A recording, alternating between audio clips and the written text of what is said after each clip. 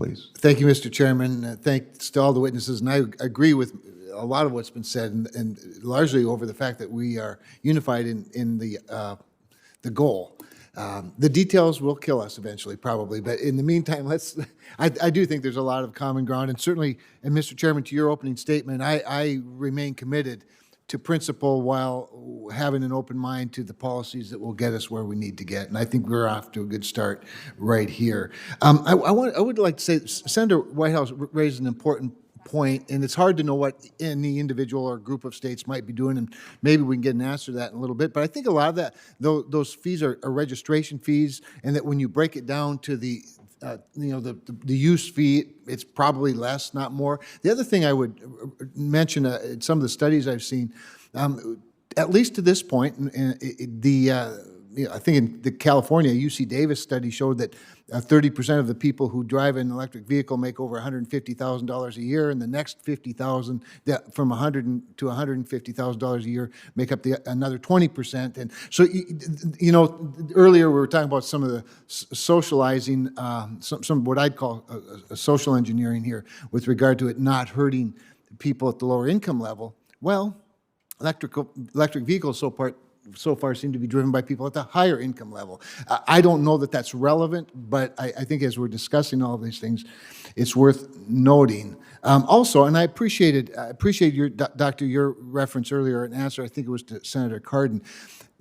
There is no tax hardly more regressive than the gas tax itself. So the idea that a user fee for electric vehicles is going to be worse for lower income people than the gas tax is would be hard. I'd be hard pressed to see that. I mean, we could design it that way. I would hope we would avoid that. So there's a lot of opportunity here, I think, probably to bring equity to all of the structures. And that would be hopefully the goal. Also, with regard to that, and I want to get to some of the things that Senator Cardin was talking about, when he talked about gas-fueled vehicles, obviously gas-fueled vehicles emit greenhouse gases, CO2, but nothing in the fuel tax to this point is designed to address any of that. It's not a punitive tax. It may look a punitive sometimes, but there's not a carbon tax added onto it. So when we start talking about, I think Ben's parting comment was the loss of the gas tax is the environment's gain. While that's true, that's a true statement, we're building roads and bridges and maintaining them. We can't do it with less money. We're trying to find a way to get more money in an equitable fashion. And so I just want to make sure we keep the main thing when we're talking about transportation infrastructure. And some of the other things being important don't get us off the rails here. I do want to ask Mr. Schinkel a question, because obviously the focus of this hearing is on the revenue side, but it also addresses in the description, of course, a reference to funding consistency or sustainability or funding uncertainty.